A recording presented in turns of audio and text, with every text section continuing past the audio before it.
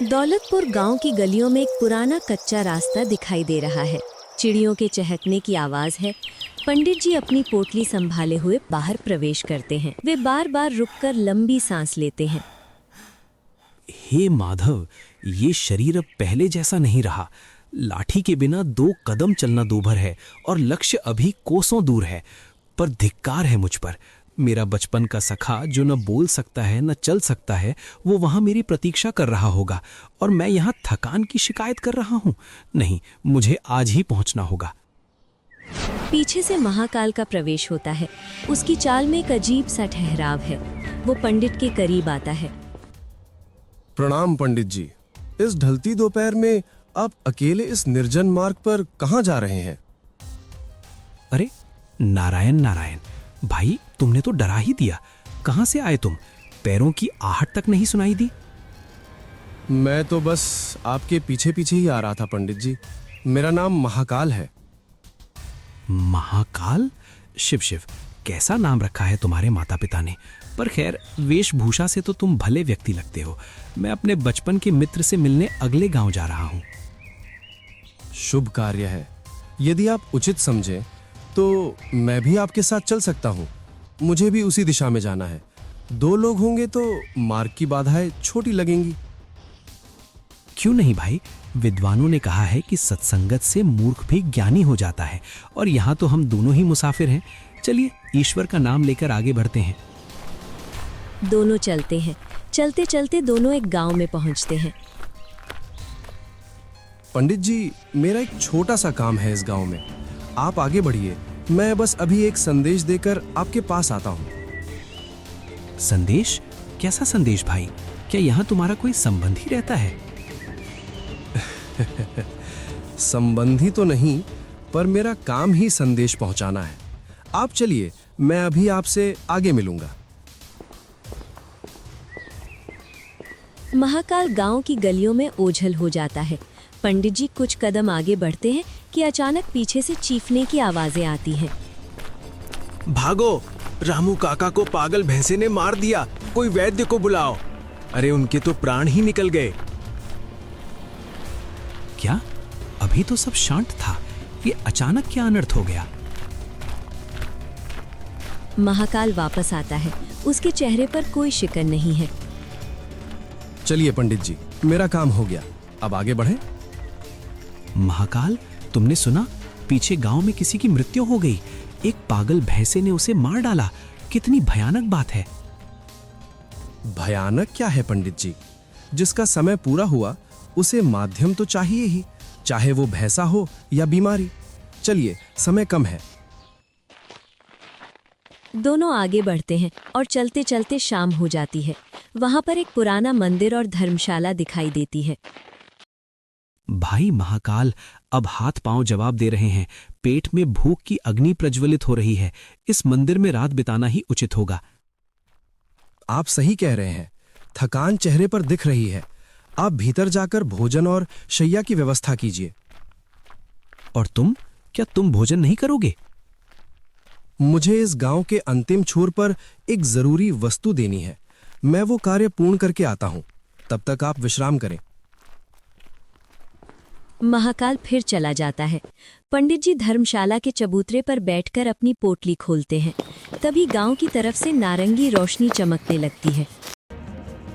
आग, आग! मुखिया जी की हवेली में आग लग गई। सब जलकर राख हो जाएगा। कोई बचाओ! हे नारायण, ये क्या हो रहा है? कल वो हादसा और आज ये भीषण अग्नि। ये कैसा अपशकुन है? महाकाल अंधेरे से वापस आता है। पंडित जी, आप अभी तक सोए नहीं? सोऊं कैसे महाकाल?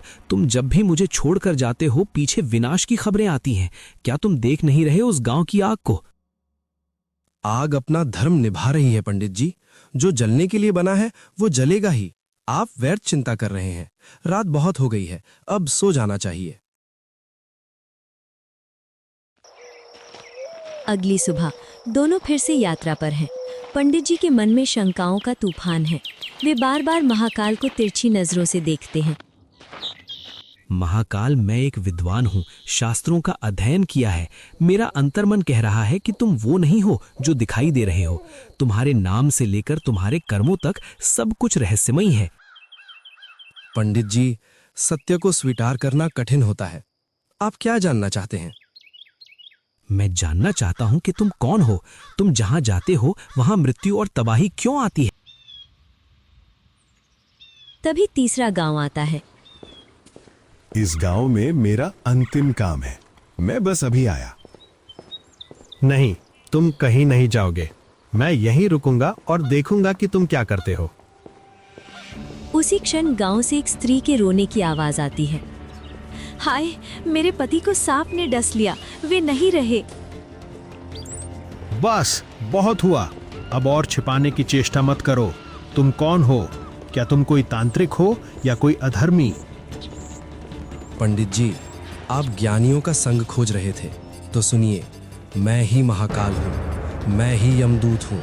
मैं यमराज की आज्ञा का पालन करने वाला वो सेवक हूँ जो केवल उनके प्राण लेने आता है जिनका समय विधाता ने निश्चित कर दिया है। यमदूत? तो क्या तुम मेरी मृत्यु के लिए यहाँ आए हो? नहीं पंडित जी, आपकी मृत्यु में अभी समय है। मैं तो बस इस मार्ग से गुजर रहा था और आपकी भक्ति देखकर आपके साथ हो लिया। तो फिर ये गांव वाले? इन सब का समय आज ही निर्धारित था। मैं तो बस अपना कर्तव्य पूरा कर रहा था। यदि तुम सच में यमदूत हो तो बताओ, अगली मृत्यु किसकी है?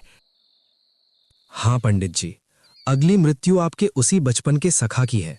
और सबसे कठोर सत्य यह है कि उसकी मृत्यु का माध्यम और कोई नहीं बल्कि आप स्वयं होंगे। नहीं, ये असत्य है। मैं अपने मित्र के लिए अपने प्राण दे सकता हूँ, उसके प्राण ले नहीं सकता। मैं अभी वापस लौटता हूँ। मैं उससे मिलूंगा ही नहीं तो उसकी मृत्यु कैसे होगी? नियति को चुनौती देना बंद कीजिए पंडित जी। जो लिखा है वो होकर रहेगा।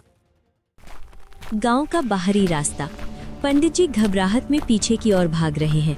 महाकाल शांति से खड़ा उन्हें देख रहा है। नहीं, मैं काल की गति को रोक दूंगा। यदि मेरा वहां पहुंचना मेरे मित्र की मृत्यु है तो मैं अपने पांव ही काट लूंगा, पर आगे नहीं बढ़ूंगा। मैं वापस जा रहा हूं। यमदूत, तुम देखते रह जाओगे। आज एक पंडित नियति को हराएगा। पंडित जी, आप शरीर से भाग सकते हैं, प्रारब्ध से नहीं। वो देखिए। धूल उड़ती है। दूर से एक आकृति बैसाखी के सहारे लड़खड़ाती हुई पर बहुत तेजी से आती दिखाई देती है। वो पंडित का मित्र है। वो दूर से पंडित को देखकर हाथ हिलाता है। उसकी आंखों में खुशी के आंसू हैं। नहीं मित्र, रुक जाओ, वहीं ठहर जाओ, पास मत आओ। मैं तुम्हारे लिए काल हूं, वापस जाओ। पंडित का मित्र गूंगा है। वो पंडित की बात समझ नहीं पाता। उसे लगता है पंडित उसे बुला रहे हैं। वो अपनी पूरी ताकत लगाकर और तेज भागता है। अचानक वो पंडित के ठीक सामने पहुंचता है। उसकी सांसें उखड़ने लगती हैं। वो अपना सीना पकड़ता है और पंडित के चरणों में गिर पड़ता है। मित्र, आंखें खोलो, देखो मैं आ गया। ये क्या हुआ? मैंने तो तुम्हें छुआ तक नहीं। इसे ही नियति कहते हैं। इसने पिछले गांव के मोड़ पर ही आपको देख लिया था। जब आपने इसे देखकर पीछे भागना शुरू किया तो इसे लगा कि आप इसे पहचान नहीं पाए या इससे मिलना नहीं चाहते। बचपन के मित्र को खोने के डर से इस अपाहिज शरीर ने अपनी मर्यादा से बाहर जाकर दौड़ लगाई। इसका बूढ़ा हृदय ये वेग नहीं सह पाया। आपकी उपस्थिति ही इसके प्राण हर ले गई। हे विधाता, मैंने उसे बचाने की कोशिश की और वही कोशिश उसकी मृत्यु बन गई।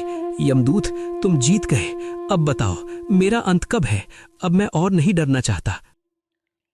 पंडित जी, अब से ठीक 6 महीने बाद आज ही के दिन आप एक दूसरे राज्य में होंगे। वहां आपको फांसी की सजा दी जाएगी और सबसे विचित्र बात यह है कि आप स्वयं मुस्कुराते हुए उस फांसी को गले लगाएंगे। राज्य का वैभवशाली राज दरबार। राजा सिंहासन पर बैठे हैं। पंडित जी रोते हुए प्रवेश करते हैं। महाराज, अनर्थ हो गया। मुझ अभागे पर काल की कुदृष्टि पड़ गई है। रक्षा करे महाराज। पंडित जी, आप जैसा विद्वान इस कदर भयभीत, शांत हो जाइए। हमारे राज्य में विद्वानों का अपमान या अहित स्वयं ईश्वर का अपमान माना जाता है। बताइए, क्या संकट है? महाराज, स्वयं यमदूत ने मुझसे कहा है कि 6 महीने बाद मुझे दूसरे राज्य में फांसी होगी। मैं निर्दोष हूँ महाराज, मैंने आज तक एक चींटी को भी नहीं मारा। मैं फांसी नहीं चढ़ना चाहता। यमदूत, क्या यह संभव है? मंत्री जी, आप क्या कहते हैं? महाराज, पंडित जी की ख्याति और ज्ञान सर्वविदित है। यदि इन्होंने यमदूत को देखा है तो हमें उसे सत्य ही मानना होगा, परंतु काल को चकमा दिया जा सकता है। महाराज, यमदूत ने कहा है कि फांसी दूसरे राज्य में होगी। इसका अर्थ ये है कि यदि पंडित जी हमारे राज्य की सीमा कभी लांघे ही नहीं तो वो भविष्यवाणी स्वतः ही निष्फल हो जाएगी। सत्य कहा। पंडित जी, आज से आप हमारे राजकीय अतिथि हैं। महल के सबसे सुरक्षित और गहरे कक्ष में आपके रहने की व्यवस्था की जाएगी। वहां सैकड़ों सैनिक तैनात होंगे। जब तक 6 महीने पूरे नहीं होते, आप इस महल की चौखट भी पार नहीं करेंगे। क्या आप सहमत हैं? महाराज, आपने मेरे डूबते जीवन को तिनके का सहारा दिया है। मैं कहीं नहीं जाऊंगा। मैं इस कक्ष से बाहर कदम भी नहीं रखूंगा। महल का सुरक्षित कक्ष। 6 महीने बीत चुके हैं। अंतिम रात का दृश्य। पंडित जी बिस्तर पर लेटे हैं पर उनकी आंखों में नींद नहीं है। बस आज की एक रात। कल सुबह होते ही वो 6 महीने की मियाद पूरी हो जाएगी। यमदूत झूठा सिद्ध होगा और मैं जीत जाऊंगा। पर मेरा मन क्यों बैठा जा रहा है? इतनी घबराहट क्यों है? पंडित जी को नींद आने लगती है। वे धीरे धीरे गहरी निद्रा में चले जाते हैं। अचानक वे नींद में ही उठकर खड़े होते हैं। उनकी आंखें खुली हैं पर वे निर्जीव सी हैं। वे कमरे के द्वार की ओर बढ़ते हैं।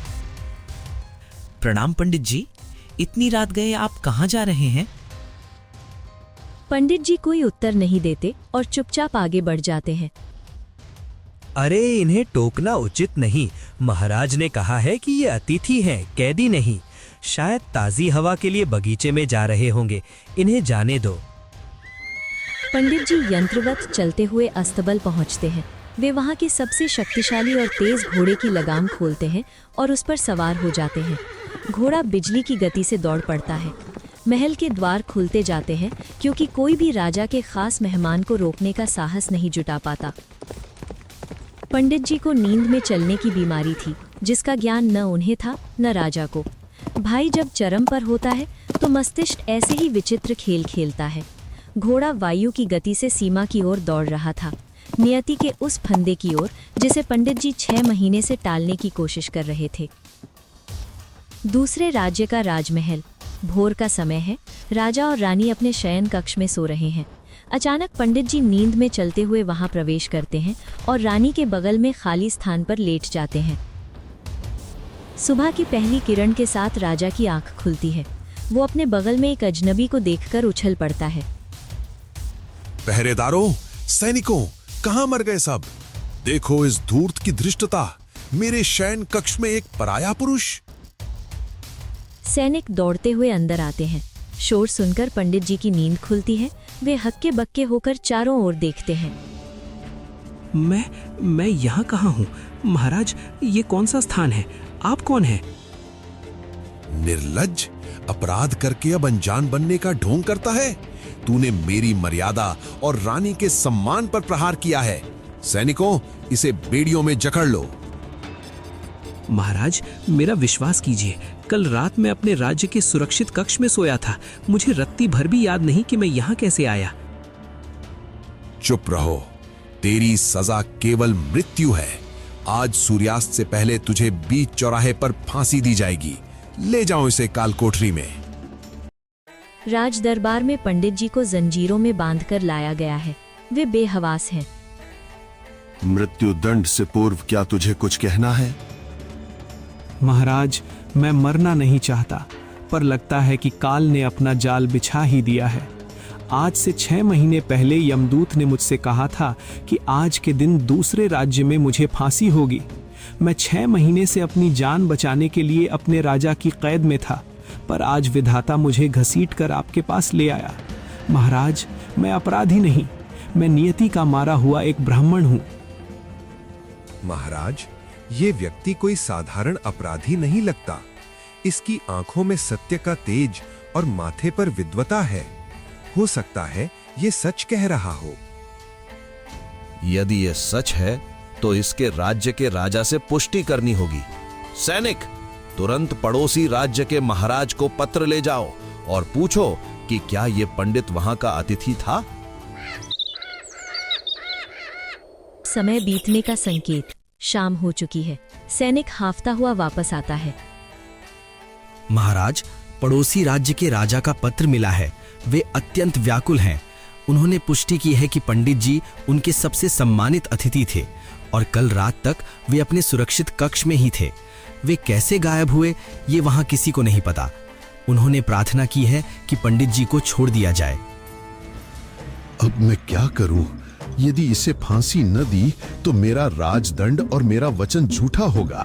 मैंने पूरे राज्य के सामने इसकी फांसी की घोषणा कर दी है और यदि फांसी दी तो एक निर्दोष विद्वान की हत्या का महापाप मुझे और मेरे वंश को लगेगा। महाराज, शास्त्रों में एक मार्ग बताया गया है। राजा का वचन भी न टले और प्राण भी बच जाएं। हम पंडित जी को कच्चे सूत के धागे से फांसी देंगे।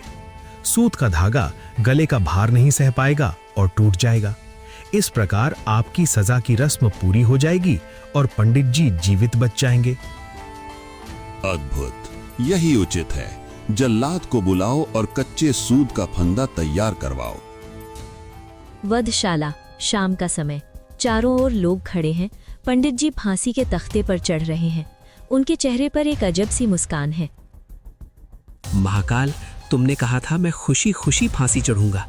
देखो, मैं खुश हूं क्योंकि मैं जीत गया। सूत के धागे से तो एक पक्षी भी नहीं मरता। मैं तो फिर भी इंसान हूं। आज तुम्हारी भविष्यवाणी खंडित हो जाएगी। महाकाल मंच के एक कोने में खड़ा है। उसकी आंखों में करुणा है।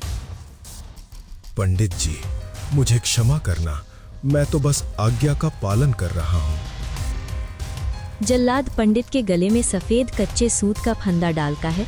पंडित जी खुशी खुशी अपनी गर्दन आगे बढ़ा देते हैं। जल्लाद रस्सी खींचता है, तख्ता गिरता है। जैसे ही सूत का धागा पंडित के शरीर के झटके से खींचता है, वह टूट जाता है। लोग चिल्लाते हैं, पंडित जी बच गए, पंडित जी बच गए। लेकिन तभी सब शांत हो जाते हैं। पंडित जी के गले से रक्त की एक पतली पर अत्यंत तेज धार फूट पड़ती है। वे तड़पते हुए जमीन पर गिरते हैं। सब हैरान हैं। राजा दौड़कर पास आता है। ये क्या हुआ? धागा तो टूट गया, फिर ये रक्त कैसा? महाराज, अनर्थ हो गया। सूत का धागा भले ही कच्चा था, पर झटके के कारण वो पंडित जी के गले की मुख्य नस पर आरी की तरह फिर गया। टूटने से पहले उसने अपना काम कर दिया है। तुम सही थे। मैंने खुद अपनी गर्दन इस काल के फंदे में दी। पंडित जी का शरीर शांत हो जाता है। महाकाल धीरे धीरे उनके पास आता है। मनुष्य का अहंकार उसे लगता है कि वो काल से तेज दौड़ सकता है, पर सत्य ये है कि वो जितना तेज भागता है उतनी ही जल्दी अपनी नियति के पास पहुंच जाता है। पंडित जी ने यदि मुझसे अपनी मृत्यु ना पूछी होती तो अंतिम 6 महीने राजा की कैद में डर डर कर नहीं बल्कि अपनों के बीच खुशी से जीते। मृत्यु तो आनी ही थी, पर उन्होंने अपना जीवन भी गंवा दिया। मंच पर अंधेरा छा जाता है। केवल एक दिव्य प्रकाश महाकाल पर है। जो होना है वो होकर रहता है। ईश्वर ने भविष्य इसीलिए छिपाया है ताकि हम जी सकें, न कि केवल बचने की जुगत करते रहें।